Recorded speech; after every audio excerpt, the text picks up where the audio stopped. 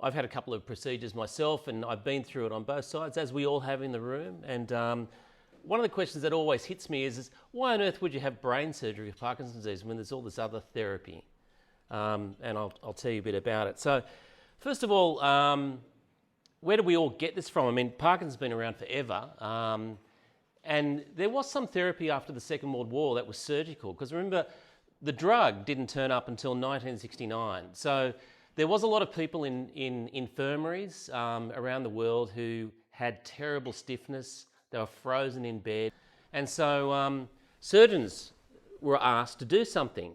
So they worked out other ways of interfering with the deep parts of the motor system that seemed to affect different aspects of the Parkinson's disease. So the thalamus, they knew, we all know the thalamus being mostly sensory, but there's part of it that has a lot of motor function, and there's a beautiful part that has an outflow from the cerebellum that you can stop tremor.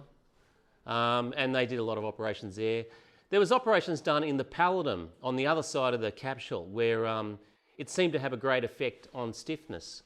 So the timeline, to sort of put it all together, is that it's actually 30 years since we did the first deep brain surgery for Parkinson's disease in Sydney.